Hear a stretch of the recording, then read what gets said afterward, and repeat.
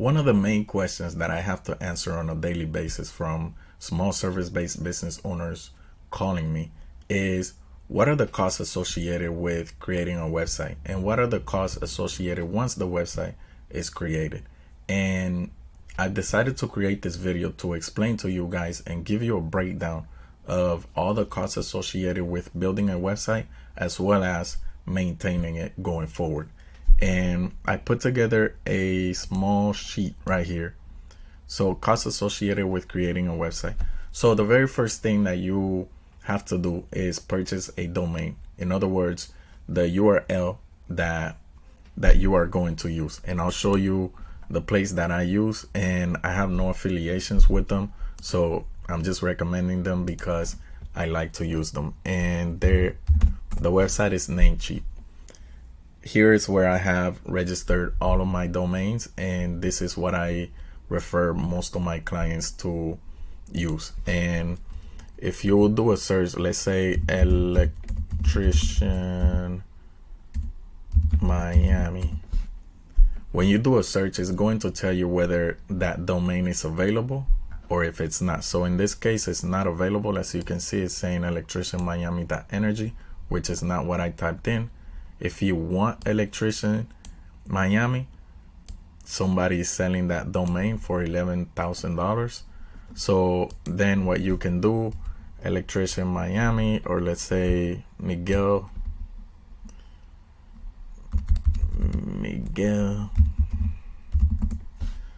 So if we just add Miguel the electrician in Miami, it's available. And or it's also, yes, it's available. So .com.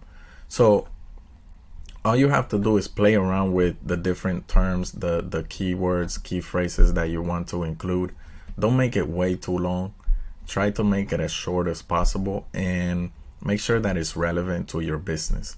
And as you can see, the cost associated is $10.98 in this case. And sometimes they'll have deals where it's a little cheaper, but when it comes to your registration, the domain is between $5 and $15. And obviously I'm not mentioning, the domains that are not available. If you want to purchase one, that cost can be, as you saw from that one, in the thousands, even millions, depending on what domain you want to go after. But I always recommend, hey, just look for a domain that's available.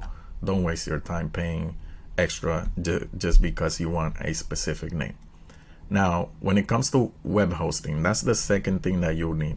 So when you create a website, you need to host it somewhere. It needs to be stored somewhere.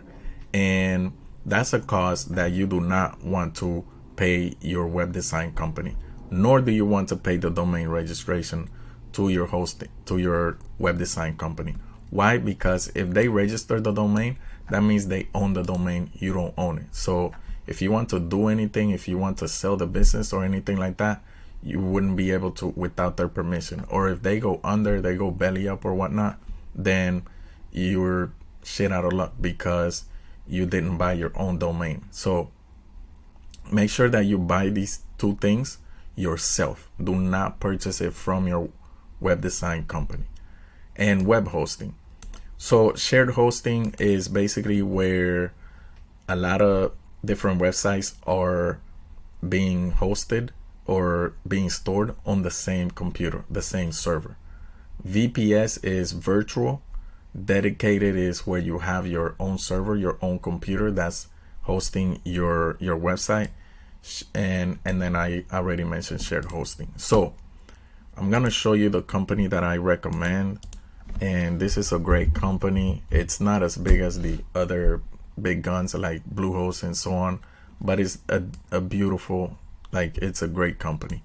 And the name is SiteGround. So you go to siteground.com and you can hit start now. As you can see right now, they're running a promotion. Is $2.99 per month. And so one thing, if you're providing a service, you do not need your own server. You do not need virtual servers. You don't need any of that. A simple $3 to $10 price range for hosting will do just fine for you. So you can come, if you're building a WordPress website, you can just come to here, view plans, and as you can see, startup $2.99, grow big $4.99. For most people, I recommend the grow big, and the reason being is that, you know, sometimes a lot of businesses, they'll create one website and their business will start growing, and they may want to venture off and do another website, or they start getting a lot of traffic.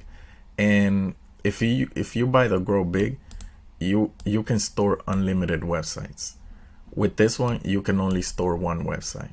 So that's literally the only reason. And as you can see, so monthly visits, they're saying, okay, for $2.99, if you're expecting 10,000 or less visitors a month, this is good. And honestly, if you know that you're never going to create another website, and you should just go for the $2.99 and save the money. Use that money on something else, because you're not going to need anything else.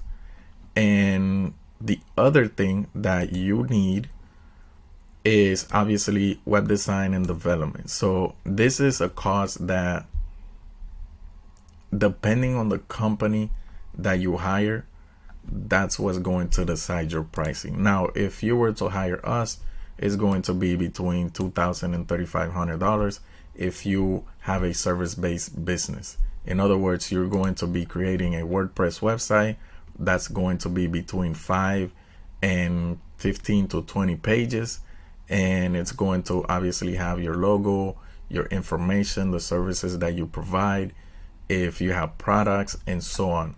And so that would be the cost associated if you were to use us. Now, if you were to hire another company, the one thing that I am going to recommend is that you definitely look at the reviews.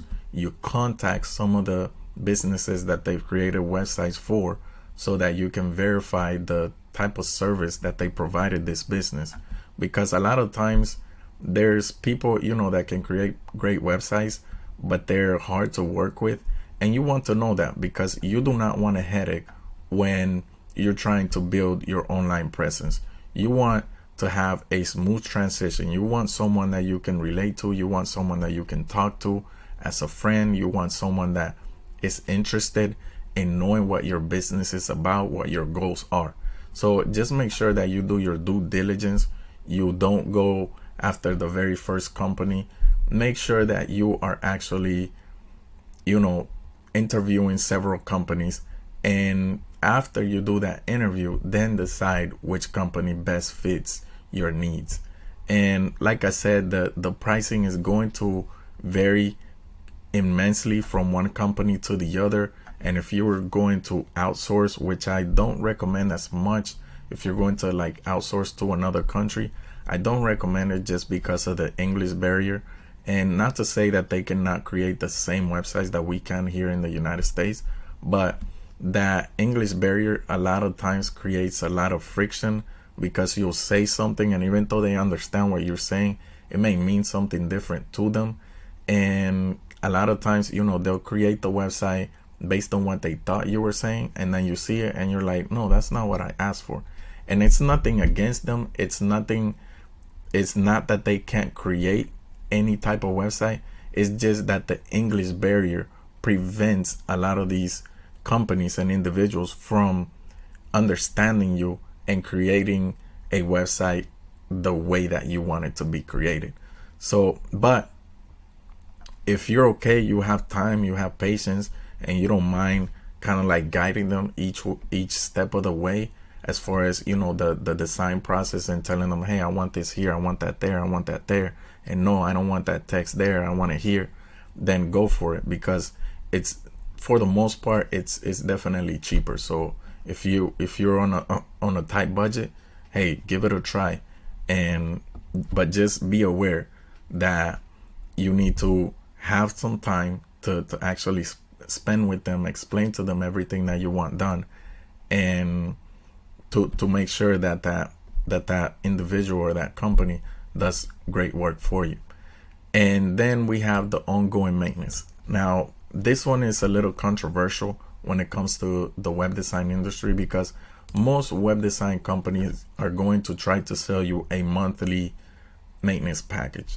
And to be honest, to me, it's wrong that they do that. And no, I have nothing against companies trying to upsell you or trying to sell you a service, because sometimes you do need it. But most service-based business owners do not need a maintenance package. Why? Because if you create the website, and let's say you use WordPress, which is what most websites are created on. So you use the WordPress platform, and if you use a few plugins, then you make them auto update.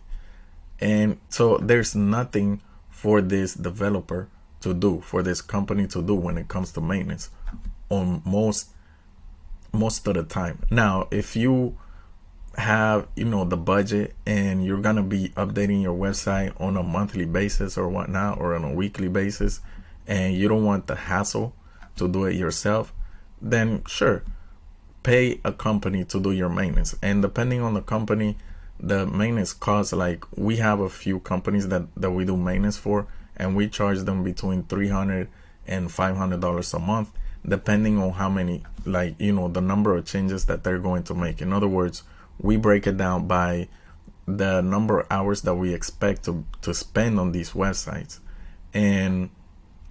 But in your case, don't worry about it. Like, have them create the website, and if you see the need, then contact that developer or that company to, do certain updates. And in our case, when we create a WordPress website for somebody, I actually show you, like, we have a meeting and we actually show you, hey, this is how you can update an image.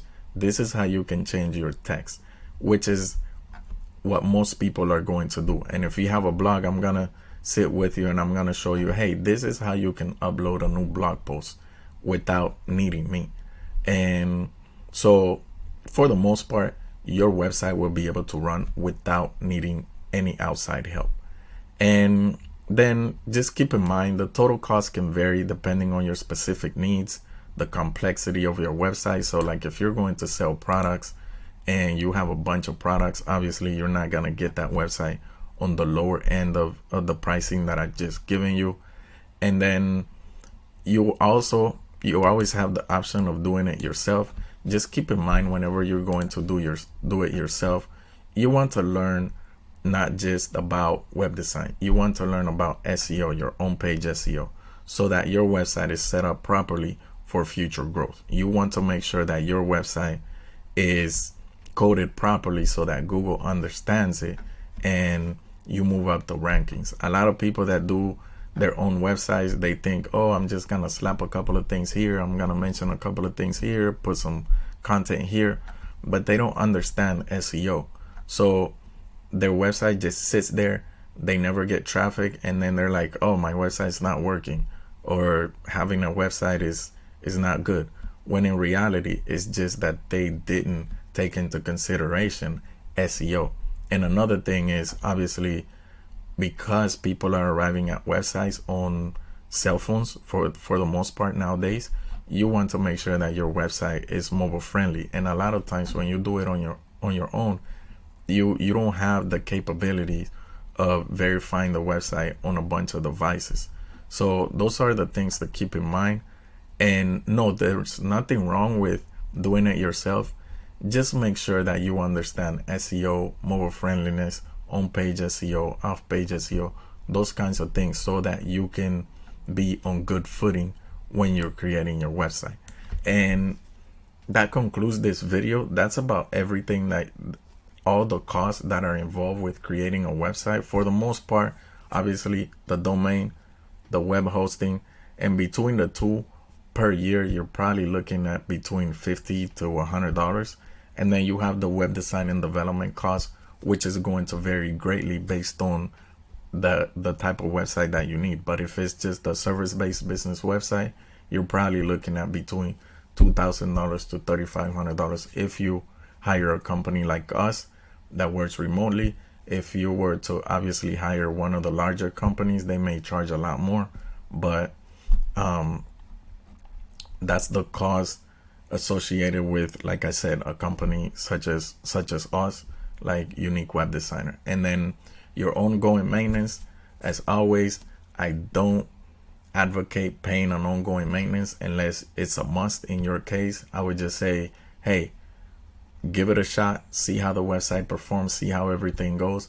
And if you ever actually need to change something, to change the design, to do some actual changes to the website, then hire your web developer to make those changes. But there's no point in paying them every month if they're only going to actually do something useful for you once every 6 months.